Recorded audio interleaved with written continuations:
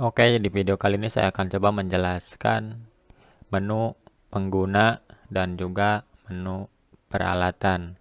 Nah, jadi dimulai dari menu pengguna.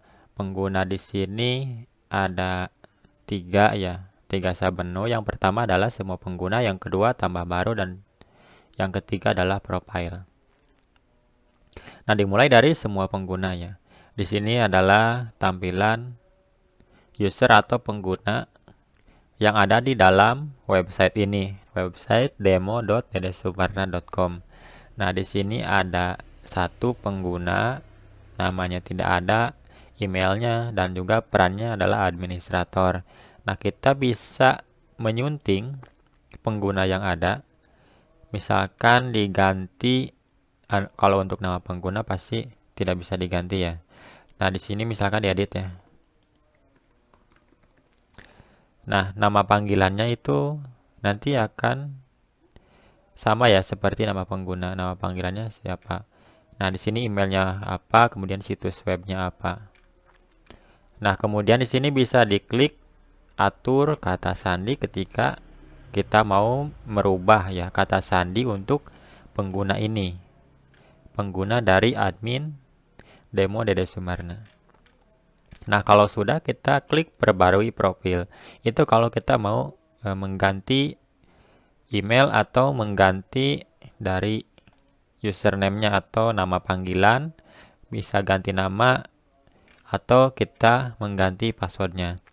Nah, kemudian selanjutnya kita masuk ke menu tambah baru. Di sini maksudnya tambah pengguna baru. Misalkan nama penggunanya admin kedua. Emailnya misalkan emailnya yang saya menggunakan email saya ya. Kemudian namanya bebas.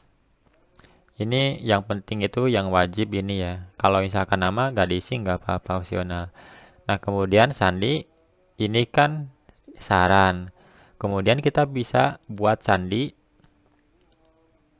Ini ganti-ganti ya. Ketika saya klik sandinya ganti. Ketika saya klik sandinya ganti. Ketika saya klik sandinya ganti.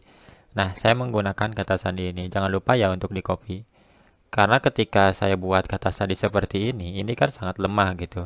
Sangat lemah. Tapi ketika saya klik buat sandi, nah ini kombinasi huruf, angka, dan juga hurufnya besar kecil ya, itu kombinasi. Nah, kemudian ketika sudah, ini sandinya di copy. Nah, di sini statusnya apa nih si pengguna ini? Apakah sebagai pelanggan, kontributor, penulis, editor, atau administrator? Nah, misalkan di sini hanya sebagai penulis. Artinya nanti ketika si pengguna ini, admin kedua ini, namanya admin kedua, login nanti hanya bisa mengakses beberapa menu saja seperti laman atau enggak post gitu, dan juga media. Ini contoh misalkan seperti itu. Nggak bisa edit lain-lain gitu.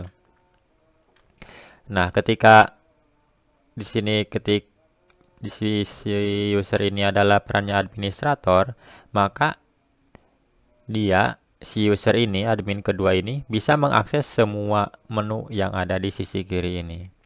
Kalau sudah, nanti ini bisa dikirim email ke pengguna baru ya tentang akunnya, dikirim ke email ini, atau kita uncek aja. Nah, di sini tambahkan pengguna baru. Nah, kemudian setelah itu,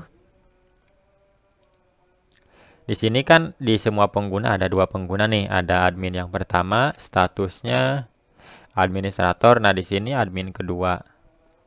Perannya juga sama ya, statusnya administrator. Nah, ini post yang sudah diterbitkan oleh si pengguna ini gitu, si user ini. Nah, kemudian ke profil ini sama ya. Profil ini nanti kita login sebagai apa atau sebagai siapa gitu. Nanti akan masuk ke menu profil seperti tadi ya. Nah, kemudian selanjutnya adalah menu peralatan. Di menu peralatan ini, di sini ada beberapa menu ya. Yang paling penting itu mungkin di sini adalah impor dan juga ekspor. Menu impor ini fungsinya yaitu untuk mengimpor file website ya dari misalnya di sini kan ada keterangan. Apakah web sebelumnya itu dari WordPress, Tumblr, RSS, atau web lain seperti Blogger. Kalau misalkan kita, saya lupa ya dulu, kayaknya pernah buat blog. Intinya nanti file yang ada di web sebelumnya, kita impor ya ke web yang saat ini gitu. Kalau impor itu kurang lebih seperti itu. Nah, kalau ekspor, ketika saya klik, nanti yang mau diekspor itu filenya apa saja. Apakah post, laman, media, atau semua. Kalau sudah ditentukan gitu, misalkan, oke, saya mau mengekspor post saja. Ya, berarti nanti pilihnya seperti ini. Nah, nanti akan ada kategori. Jadi di sini ada 1, 2, 3, 4. Artinya ada artikel yang sudah diterbitkan dengan kategori Google Ads, CSS, HTML, uncategories. Nah, kalau mau semua post ya berarti pilihnya semua. Kemudian dari penulisnya di sini kan ada satu ya, karena memang baru admin ini aja yang menerbitkan postnya tadi. Nah, saya coba demokan semua, kemudian unduh berkas ekspornya. Nah, nanti kita tinggal oke, kita save aja ya, misalkan di folder download. Nah, nanti bentuknya ini ya, XML dokumen kita save. Nah, kemudian kalau sudah nanti kita bisa cek di dalam folder tersebut. Nah, ketika sudah punya file tadi, file misalkan ini kan WordPress, XML dokumennya, nanti kita bisa impor ke web baru gitu atau web yang akan kita gunakan. Nah, tadi kan di sini kita ekspor dari website WordPress. Nah, kita impor nih dari di sini kan ada plugin gitu untuk mengimpor file yang XML dokumen tadi. Nah, kemudian yang selanjutnya adalah kesehatan situs. Nah, kesehatan situs di sini ya mungkin disebut penting, memang penting gitu. Tapi kadang-kadang ada beberapa rekomendasi yang memang tidak tidak mesti kita ikuti gitu. Jadi contohnya di sini kan ada 2 perbaikan yang disarankan. Menghapus plugin yang tidak aktif karena memang tadi saya cek ya.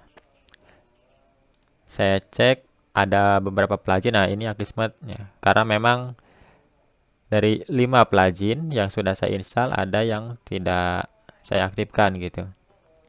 Nah, disarankan untuk dihapus plugin yang tidak aktif. Nah, ada juga tema gitu, tema yang tidak aktif. Nah, secara default biasanya kan kita harus memiliki, saya hapus ya yang saya tidak gunakan karena saya menggunakan tema ini ya. Ini tulisannya aktif. Nah, ketika saya menggunakan tema ini, maka minimal harus ada satu tema default bawaan dari WordPress-nya sendiri gitu. Karena kadang-kadang ketika kita menggunakan tema yang bukan bawaan dari WordPress, itu ketika ada error maka akan langsung menggunakan tema default-nya. Kurang lebih seperti itu. Jadi minimal harus ada satu ya, meskipun ini bisa kita hapus.